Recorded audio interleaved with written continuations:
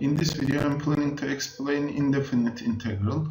This is the first lesson of the integral subject, and if we write the integral, we are using this notation, and integral fx dx, it's going to be equal to fx plus c.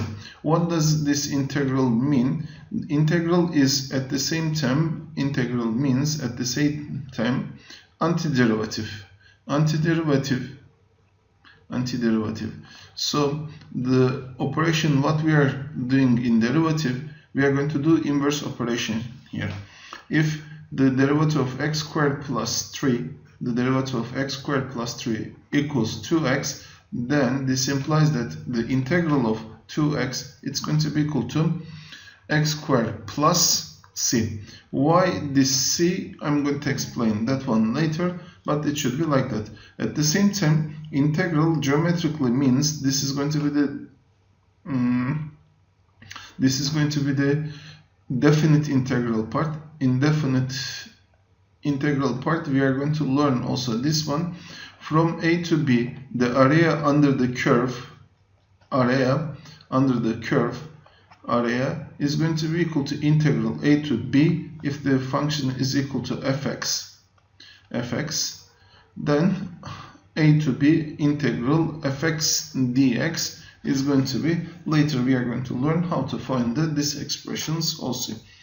Okay, I explain integral fx dx here, and the sign that we are using, this is new sign for us, integral sign. It is called integrand is the fx function, the differential is the dx, we remember from the derivative, and the primitive of the fx is equal to, here with capital F we are writing, and the constant of the integration. And as I said, this term we are using for each integral operation. So for all operations we are adding plus c, because the derivative of the c is equal to 0. We don't know what is the term there.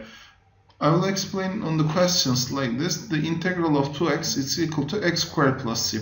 The c value is, we don't know, actually this c value also, it's not changing the primitive function here. So primitive function, if it is equal to x squared plus, if it is equal to x squared plus 5,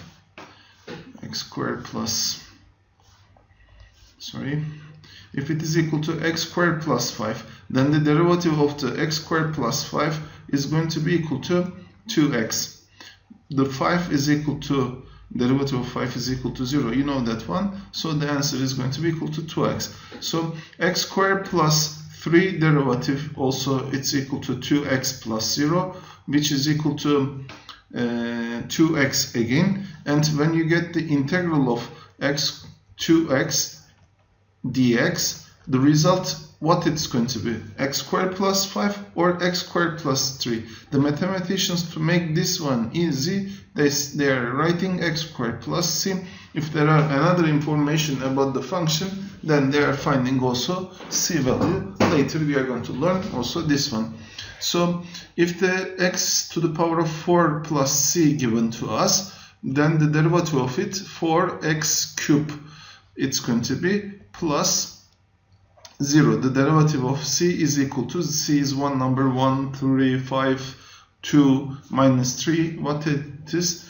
At the end it is one constant number, the derivative of it is going to be equal to 0. So the result is going to be equal to 4x cube. Then integral of 4x cube, it's going to be dx, I'm forgetting always this one, it's going to be equal to x to the power of 4 plus c.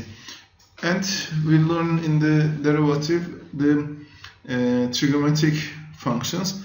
The derivative of the trigonometric functions, also integral of the trigonometric functions it's going to be. And integral of sine dx, if you remember the cosine x derivative was equal to minus sine x it was. So the integral, it's going to be integral of the sine x, integral of the sine x dx, it must be equal to minus cosine x. Of course, always I said we are going to add the c, and minus cosine x plus c, it's going to be. I think I explained why the c value is given here. Okay, the derivative of fx is equal to 2x and fx is equal to f3 is equal to 7. Then find the fx value. So firstly, the derivative form, it's equal to 2x. I need the primitive form of it, dx. I'm going to find, then the result, it's going to be equal to fx. But here we have also plus c value. It must be, that's why I'm going to use for this one, instead of this one, I'm going to use fx capital x plus c, and this is going to be equal to fx. Okay, let's see what is the integral of 2x. We know that x squared function's derivative is equal to 2x from derivative. That's why the integral of this expression is going to be equal to x squared. Only the plus extra part is equal to c. So this is the fx value. Here, if fx is equal to x squared plus c and f3 is equal to 7, it means that x squared plus c is equal to 7. f3 is equal to 3 squared plus c is equal to 7. 9 plus c is equal to 7. C is equal to minus 2. It must be. Here the important part. 3 squared plus c is equal to 7. We have to write 3 directly instead of the x value, but I didn't write at the beginning to show that fx is equal to x squared plus c. Okay, the next one. Here we are going to learn some properties. Integral and derivative, like they are inverse of each other. So when you see derivative and integral, we are going to simplify, and the result it's going to be fx dx with integral. Here it should be here like this. Integral and derivative, they simplify each other. Also dx and dx, it's going to simplify each other. So the result it's going to be equal to fx. And the last one, integral of dfx, here it's going to be equal to 1, it's equal to fx plus c, or a times fx dx can be written a times integral fx dx, and this a can taken out.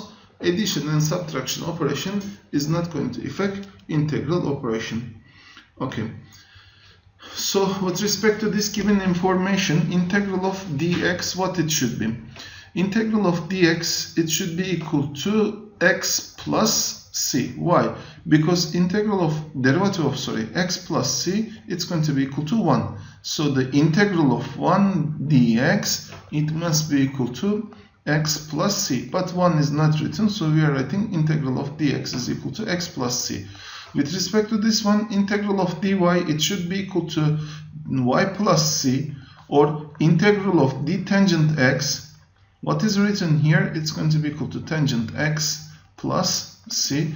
Here, as you see, the answers are also given here. Okay, this time the fx function, it is given, integral d also it's given, and fx must be equal to x cubed minus 2x squared plus 1 plus c. It must be integral and derivative simplified each other, only we are adding here plus c. And in this question also there is one extra information. f1 is equal to 0. f1 is equal to 0 means when you replace the 1, the result is going to be here at the end 0. So 1 cubed minus 2 times 1 squared plus 1 plus c is equal to 0.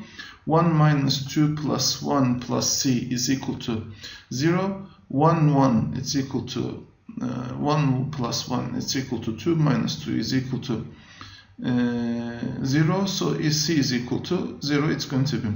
It means that fx is equal to x squared minus 2x plus 1. Actually, x cubed minus 2x squared. X cubed minus 2x squared plus 1. Then f2 is the question also. F2, find f2, it says here f2 is equal to 2 cubed minus 2 times 2 squared plus 1. It's equal to 8 minus 4 times 2 is equal to 8 again. 8 minus 8 plus 1, it's going to be, that's equal to 1.